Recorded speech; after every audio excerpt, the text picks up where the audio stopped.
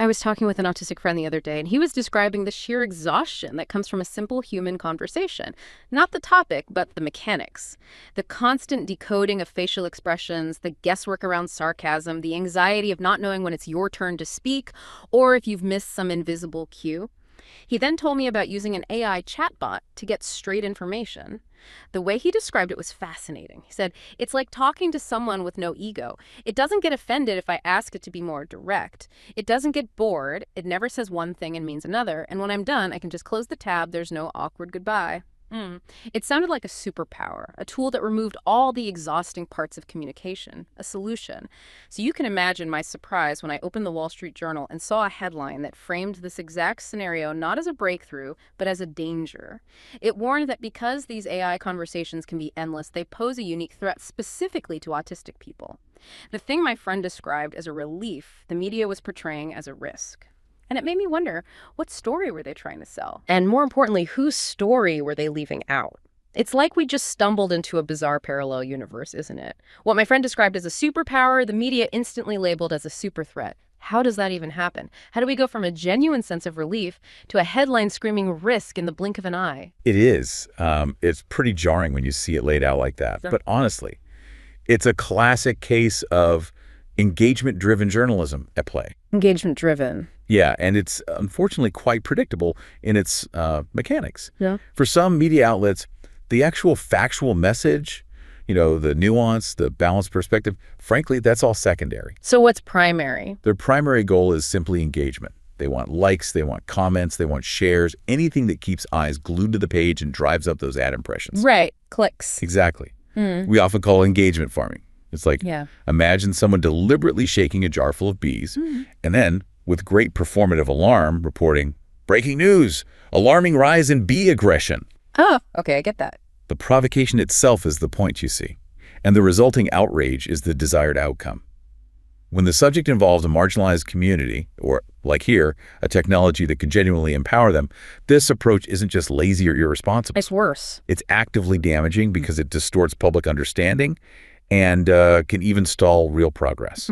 That's a powerful analogy. Shaking the jar to report on the aggression you caused. So how does that engagement farming manifest? Is there a particular formula, a sort of clickbait playbook these outlets follow? Oh, absolutely. There's definitely a playbook. It's remarkably consistent, almost to the point of being a parody sometimes. Okay, so what's step one? Step one.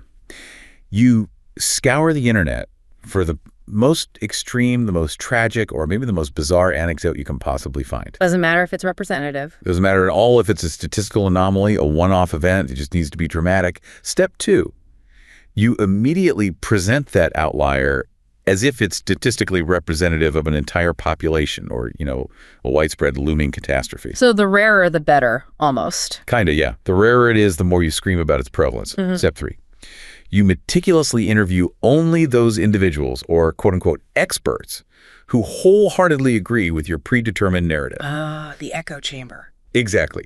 Carefully, almost comically, excluding any dissenting voices or alternative perspectives. It's a carefully curated echo chamber.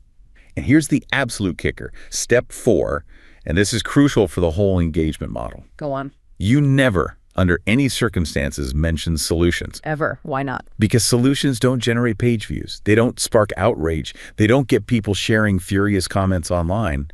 Because if a problem is solved, well, there's no ongoing crisis to perpetually sensationalize, is there? Okay, that makes a horrible kind of sense. Right. It's like the imaginary newsroom tip jar. Outrage plus $500 nuance negates $200. Wow. Stereotype reinforcement plus $300. Presenting both sides. We don't do that here. Please see the nuance line.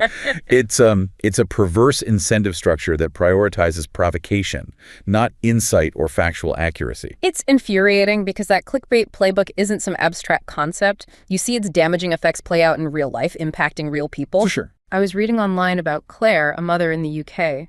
Her 15-year-old son, Ben, is on the autism spectrum.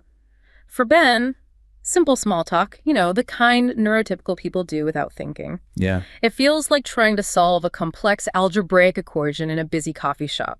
Every conversation is just a minefield of unwritten rules, sarcasm, subtle cues he just doesn't instinctively pick up on. That sounds incredibly draining. It was incredibly draining for him.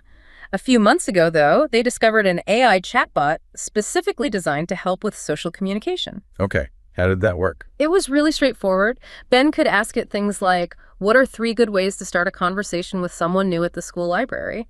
And he'd get direct, logical answers. No ambiguity. Exactly. No sarcasm, no impatience, no judgment. He started using it to prepare for social situations, like even just to practice what he wanted to say before a doctor's appointment. That sounds genuinely helpful. Claire described it as a huge weight being lifted.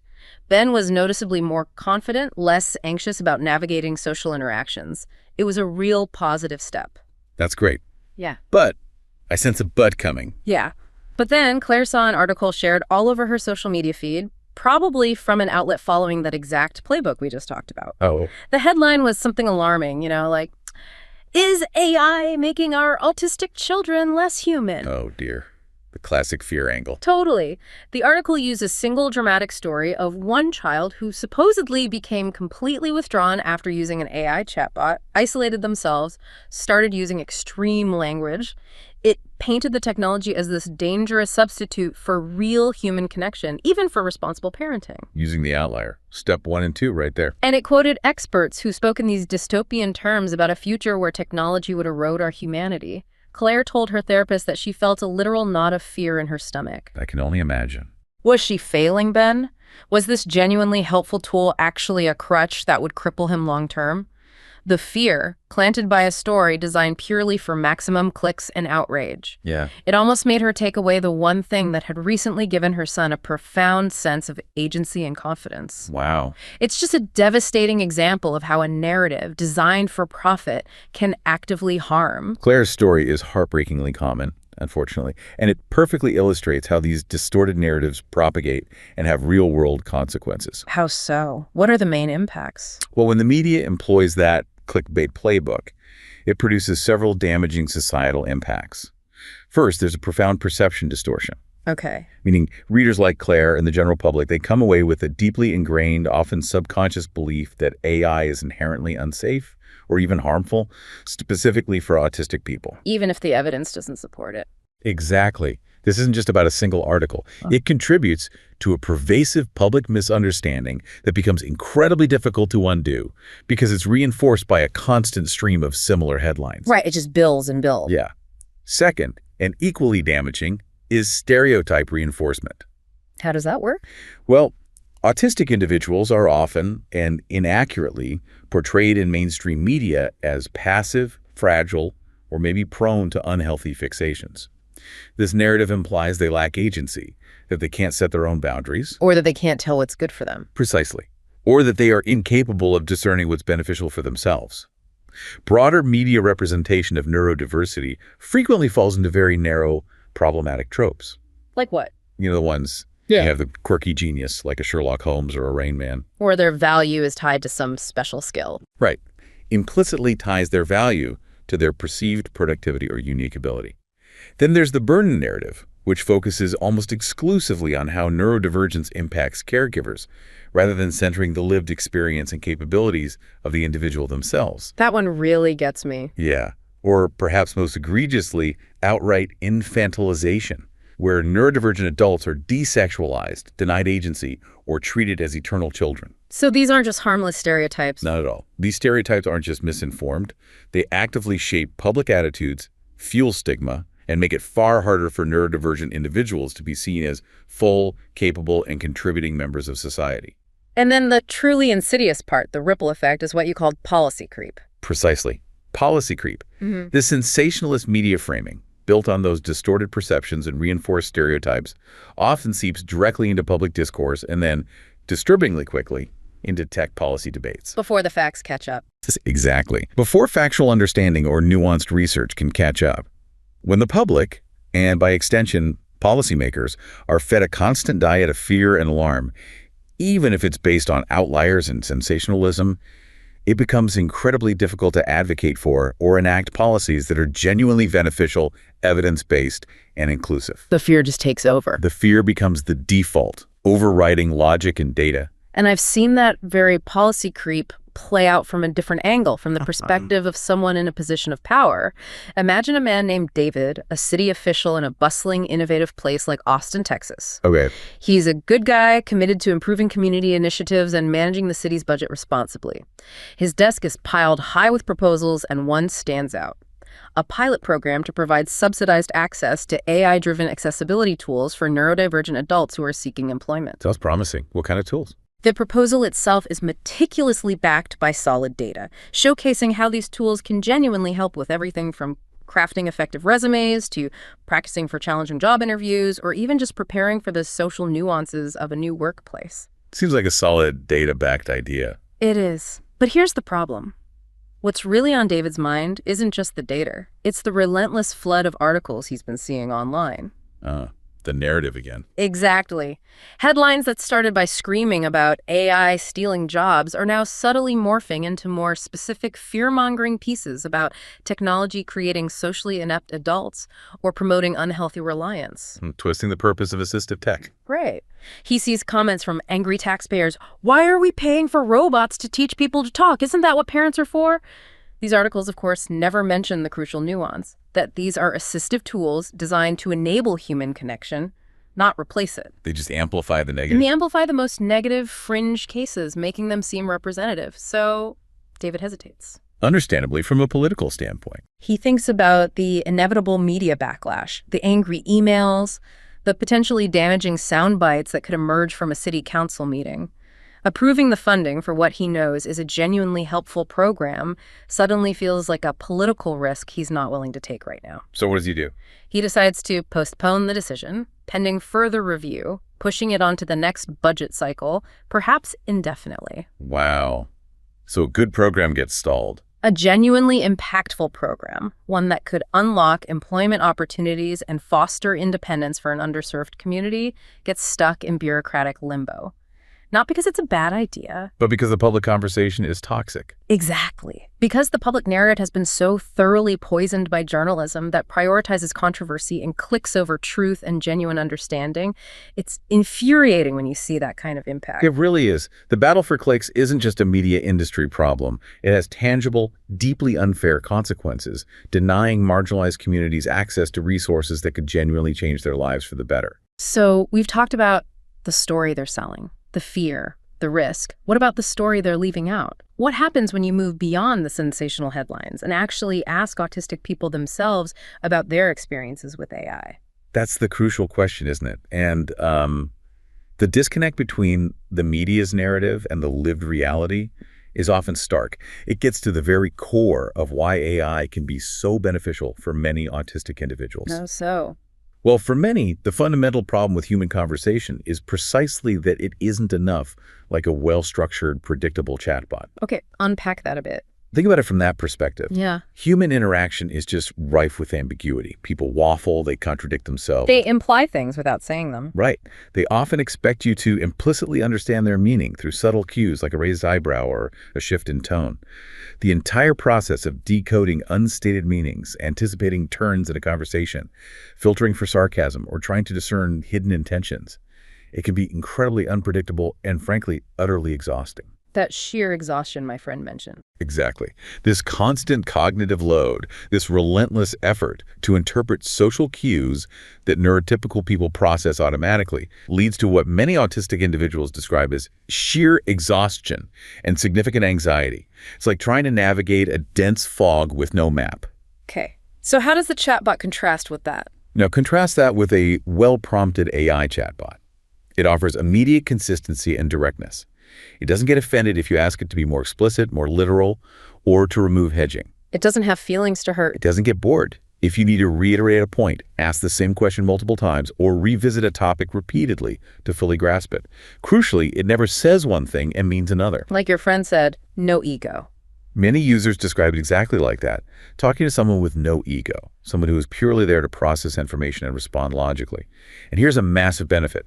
The user is in complete control. Control how? You can ask it to rephrase things, to simplify complex information, to drop the corporate jargon, or to break down a large topic into smaller, digestible pieces. And Like your friend said, when you're done, you can just close the tab. No awkward goodbyes. No awkward goodbyes, no lingering social expectations, no need to perform politeness when your social battery is completely drained. This isn't some, elite hacking skill needed to use it this way. It sounds more intuitive. It's an intuitive extension of the very skills autistic people already employ when trying to seek clarity and minimize misunderstanding in human conversations. The technology provides a consistent, predictable, and non-judgmental space that genuinely addresses many of the inherent communication challenges they face in neurotypical interactions.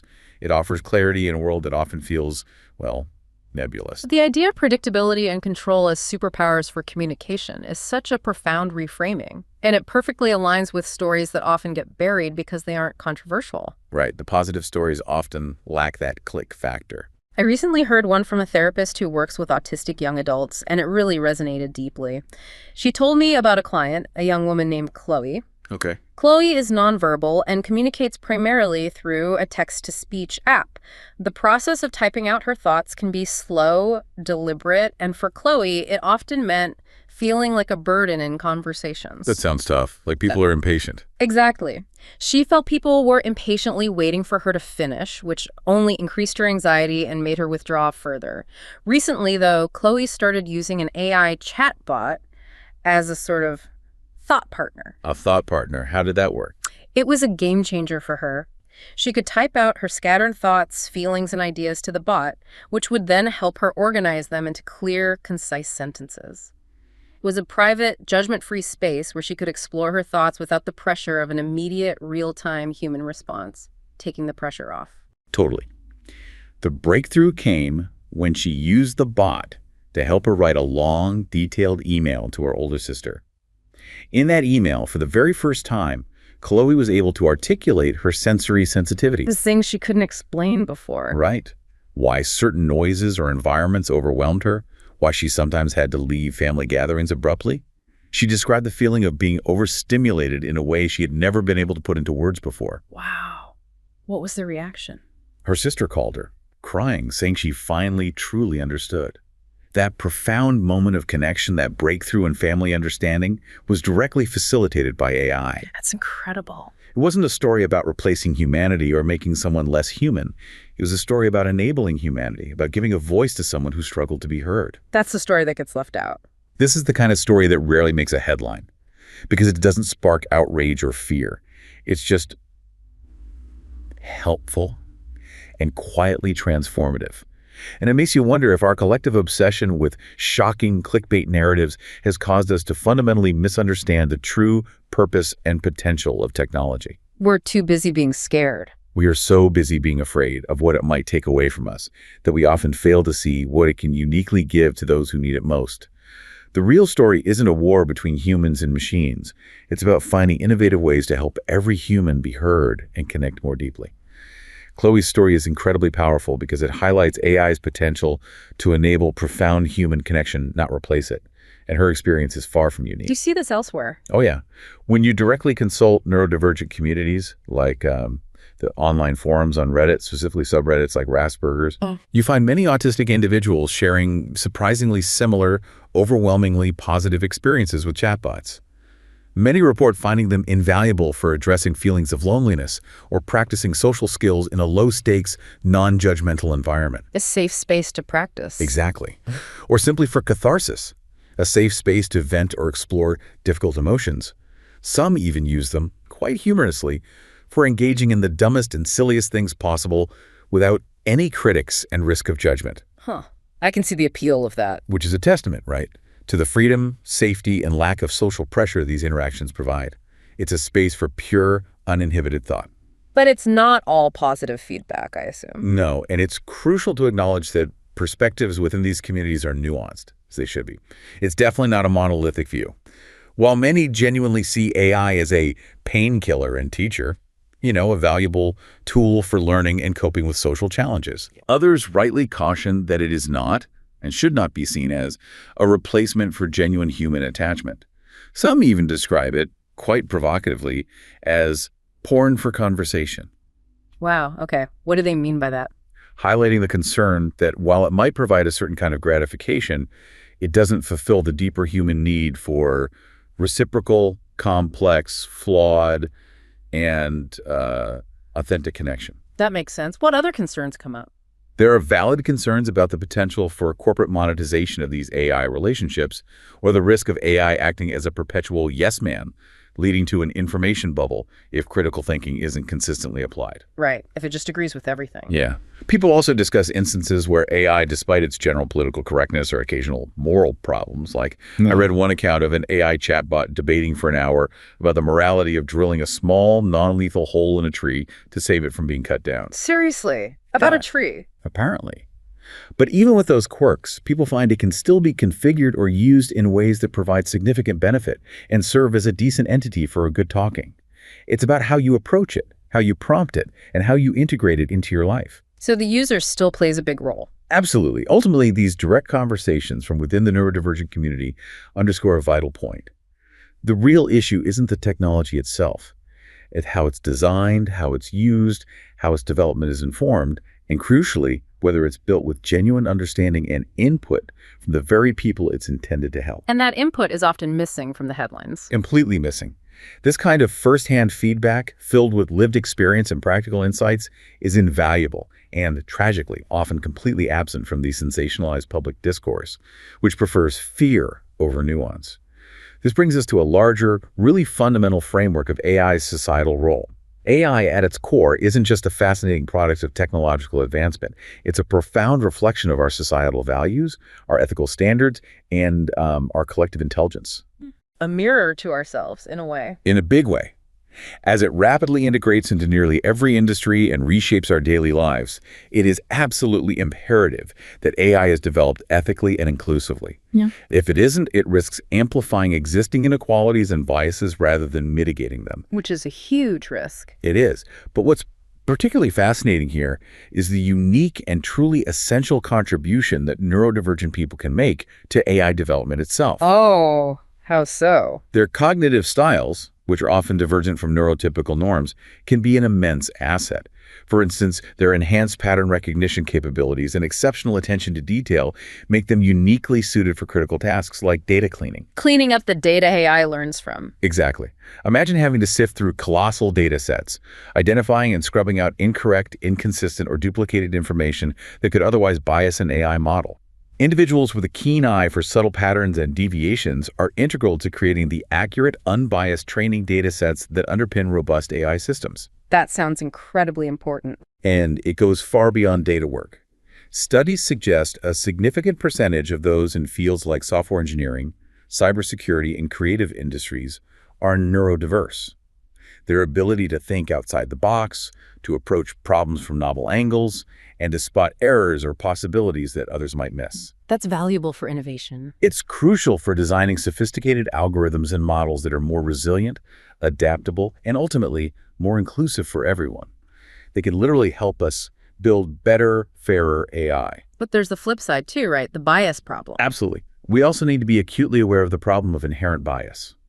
AI models are trained on immense quantities of publicly available data, and this data often reflects existing societal biases, even if unintentionally. Can you give an example? We've seen stark examples where AI recruitment systems, for example, have inadvertently screened out neurodiverse individuals based on behaviors like a lack of consistent eye contact during video interviews, behaviors that are neurodivergent traits, not indicators of capability. So the AI learns the bias. It learns the societal bias encoded into the system, mistaking it for an objective measure of a candidate's worth. If we don't actively involve neurodivergent voices with their unique perspectives and insights in the design, training, and testing phases of AI, we risk baking in the discrimination. we risk inadvertently perpetuating and even escalating these existing biases within the very systems we're creating to shape our future. It's a huge ethical blind spot if we don't actively address it. That's such a critical point, and that's precisely why the regulatory landscape, particularly the pioneering efforts from places like the European Union, is so critical to this conversation. Right, the EU AI Act. Yeah, the EU AI Act, which is one of the world's first comprehensive laws on artificial intelligence. It's designed to ensure AI systems are safe, ethical, and crucially protect fundamental human rights, with a particular emphasis on marginalized groups like people with disabilities. How does it try to do that? It operates on what they call a risk-based approach, essentially categorizing AI systems based on their potential to affect people's rights and well-being. Like a tier system. Kind of, yeah. Nope. It's a pragmatic way of saying the more powerful and potentially harmful an AI system, the more rules it needs. So at the top of this pyramid of risk, we have what's called unacceptable risk AI. The banned stuff. Exactly. These are systems that are deemed so dangerous or ethically problematic that they are banned entirely.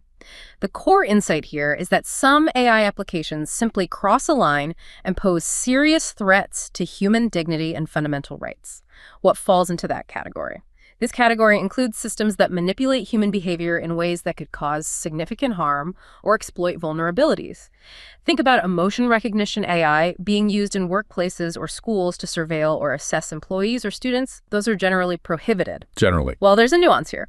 While banned in these contexts, emotion recognition AI can still be used by law enforcement or immigration authorities, which means, for example, disabled migrants could still potentially be impacted in those specific scenarios. Okay, that's an important caveat. Other examples of banned systems include AI that exploits individuals with disabilities for profit, maybe a personal health assistant that subtly exaggerates medical risks to push unnecessary treatments. Or a virtual assistant pressuring purchases? Exactly. Pressuring someone with limited mobility into buying unwanted premium services they don't need or can't afford. The EU is essentially drawing a line in the sand saying, this far, no further. Okay, so banned is the highest risk. What's next? Then we move to high-risk AI. These systems are permitted, but they're subject to very strict regulation because they can significantly affect people's lives, rights, or welfare. So things like jobs, education. Precisely. The crucial takeaway here is that when AI impacts fundamental aspects of life, like education or employment, it needs stringent oversight. The categories for high-risk AI are broad. In education, we're talking about systems for admission decisions, grading, or even cheating detection. Like that UK grading crisis. Exactly like that. Or anti-cheating software that unfairly flags disabled students due to their unique learning styles. The Act aims to prevent these kinds of systemic errors. In employment, it covers AI used for hiring, firing, or workforce management. So the biased interview AI we talked about. That would fall under intense scrutiny, yes. For essential services like healthcare, government benefits, or financial services, examples could be biased credit scoring for people with dyslexia or algorithms flagging disabled parents unfairly. Huge impacts on people's lives there. Definitely.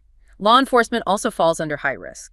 Predictive policing, lie detection, which has questionable science behind it anyway, evidence assessment, recidivism prediction, profiling. Law enforcement also falls under high risk. And finally, biometric systems for remote identification or categorization. Like facial recognition issues. Right. We've seen cases where algorithms were poor at recognizing people with Down syndrome or misinterpreted sign language facial expressions. This classification means these systems face rigorous requirements to ensure accuracy and prevent misidentification. Okay, so high risk is heavily regulated. What's below that?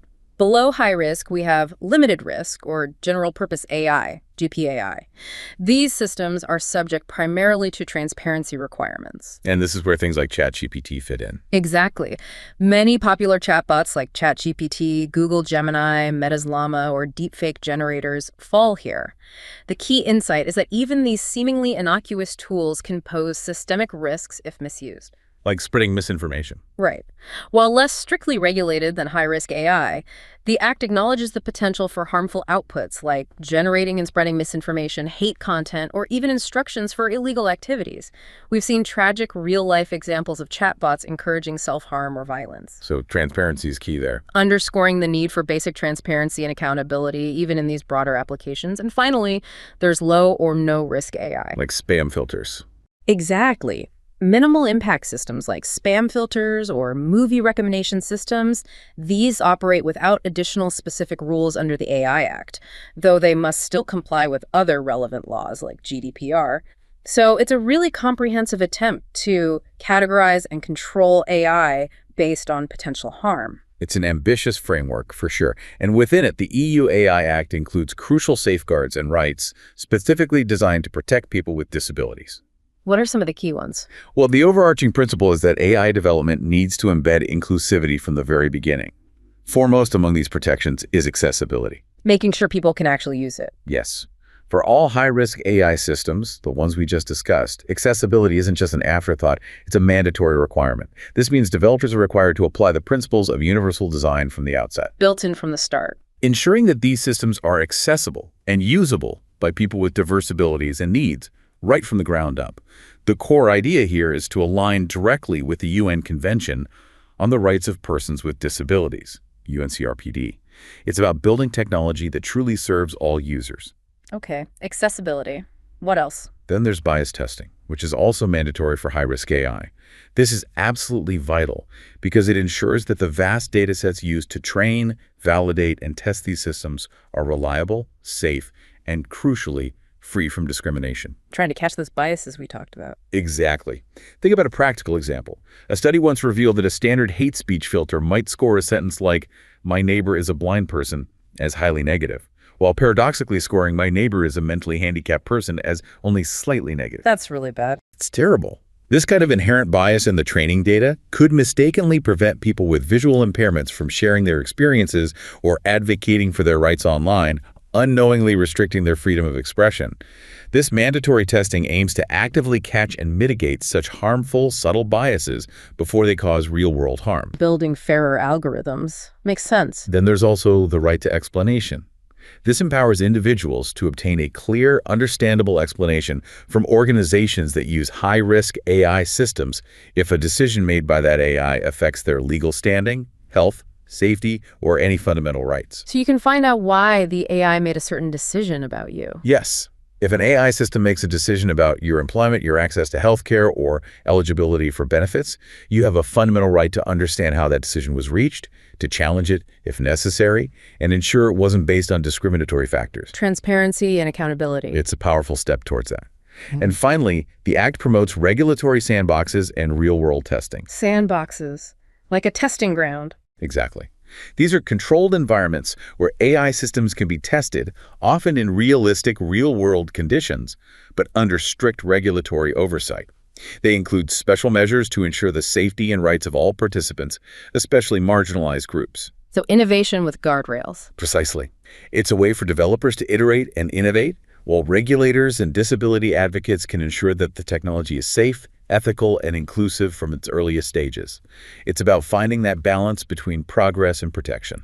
So while the EU AI Act is clearly a monumental and progressive step forward in regulating AI, it's not without its critiques and areas for ongoing improvement, right? Right, absolutely. No regulation is perfect, especially the first time around with something this complex. One significant point of discussion centers on the fundamental choice to design the law based on a risk-based approach rather than a rights-based approach. Right. What's the difference there? Well, critics argue that the current categories, while well-intentioned, are defined by politicians and legal experts and might not fully protect marginalized groups from subtle yet very real forms of harm that don't neatly fit into a high-risk category. A rights-based approach might start from the individual's rights first. Okay, and this leads to concepts like cumulative harm. Exactly, and intersectionality. These are things the AI Act doesn't fully address in its current form. Cumulative harm, to put it simply, refers to how repeated, seemingly minor discriminatory acts or disadvantages can add up over time to cause a disproportionately significant negative impact. Like death by 1,000 cuts. Kind of, yeah. Think about autistic individuals facing numerous small barriers in the workplace over years: inadequate accommodations, biased hiring practices, limited career development, subtle social exclusion. Each individual barrier might not trigger a high-risk classification for an AI system. But together. But their combined persistent effect can lead to chronic unemployment or severe underemployment. It's the drip, drip, drip effect that ultimately causes a flood. And intersectionality. This is a framework for understanding how multiple social identities, like being a racialized woman with a disability or an LGBTQ plus individual who is also neurodivergent, can combine and lead to unique, compounded forms of discrimination. Layers of bias interacting. Right. These complex layers of discrimination often aren't recognizable or adequately addressed when these factors are considered separately. The AI Act, by categorizing risks broadly, may not fully capture these intricate, layered forms of discrimination. It's a real challenge for any broad regulation. That makes sense. And another big issue seems to be the accessibility gap for the lower-risk AI. Yes, that's a significant one, especially for our discussion today. While high-risk AI systems have mandatory accessibility requirements, many of the essential AI tools actually used by people with disabilities on a daily basis. Like personal assistance, text-to-speech. Exactly. Personal digital assistants, text-to-speech generators, voice-controlled devices, specialized communication apps, these often fall into the GPAI or low-risk categories. So they don't have to be accessible under this act. Unless they're covered by other existing, often older, directives. These widely used tools don't have mandatory accessibility requirements under the AI Act. This seems like a missed opportunity to ensure broad inclusivity for technology that is already profoundly impacting and assisting neurodivergent individuals. The very tools that are lifelines might not be universally accessible by design. That's the concern, yeah. These are indeed crucial critiques, and they underscore that regulation is never a static endpoint.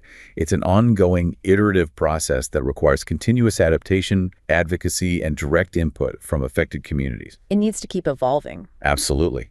However, it's also vital to place this within the broader positive context of how technology, particularly the internet and digital platforms, has already fundamentally empowered neurodivergent communities in ways previously unimaginable. How so? The internet has been a powerful catalyst, right? Enabling autistic communities to unite across geographical borders and overcome some of the inherent communication challenges they face in predominantly neurotypical social settings. Finding community online? Online forums, social media groups, dedicated platforms have become invaluable alternatives for social engagement, mutual support, and information sharing. These digital spaces have allowed autistic individuals to build stronger, more positive identities, to find validation for their experiences. And get information they might not find elsewhere. Exactly. To access practical information and support that might be entirely absent from official neurotypical-centric sources. Of course, this digital freedom comes with its own challenges, like navigating misinformation or even hostile discussions. Yeah, it's not perfect. But the overall empowering effect of finding a community and shared identity is undeniable. And you mentioned diagnoses are increasing too. Yeah, and speaking of identification, the increasing prevalence of autism diagnoses, which we've seen steadily rise over the past few decades. Yeah. It isn't necessarily just about more people having autism. It's more about awareness. It's largely attributable to heightened societal awareness, improved diagnostic criteria, and a greater willingness to seek diagnosis. This means more children are being identified earlier in their development, which is profoundly critical. Why is early identification so important? Because early intervention can significantly enhance the quality of life, developmental trajectories, and overall outcomes for individuals with autism. And this is precisely where AI and machine learning can potentially play a vital, positive, and ethical role. AI could help with earlier diagnosis. Potentially, yes. By analyzing complex behavioral data from early childhood, things like vocalizations, eye gaze patterns, or repetitive movements, AML models might help support healthcare professionals in earlier, more accurate detection. Not replacing doctors, but assisting them. Exactly. This isn't about replacing human clinicians, but providing them with powerful, data-driven tools to identify subtle signs much earlier than traditional methods might allow, potentially unlocking crucial early interventions that can change a child's life trajectory. So there's huge potential there too. Huge potential. Ultimately, the path forward for inclusive and ethical AI development requires continuous advocacy and, critically, the active participation of neurodivergent individuals themselves. Their voices need to be central. Their voices, their lived experiences, and their unique insights are not just helpful, they're absolutely essential at every single stage of AI's design, development, deployment, and oversight. Only by ensuring their direct involvement can we truly build inclusive, ethical, and empowering technology for everyone, technology that amplifies human potential rather than limiting it. So when we started this deep dive, we talked about a single headline that framed what was clearly a lifeline for someone as a danger. What we've explored today shows us that the story being sold by some segments of the media isn't always the full, nuanced, or most helpful one. By a long shot, often. We've seen how engagement-driven journalism can distort perceptions and reinforce harmful stereotypes, even to the point of stalling genuinely beneficial programs designed to empower. But we've also had the privilege of seeing the profoundly positive impact AI is already having on individuals within the neurodivergent community, Absolutely. providing new avenues for communication, connection, and self-expression that were previously unavailable. It seems we're constantly learning that technology, much like human connection itself, is not inherently good or bad. Instead, it's a powerful tool whose ultimate impact is determined by human choices. It's about how we use it. Exactly. The true test for us as a society lies in whose voices guide its creation, how transparent its processes are, and whether we choose to see its potential to empower, especially for those who need it most, rather than letting fear or sensationalism dictate the narrative. Our goal should always be to build tools that expand human capability and understanding for everyone.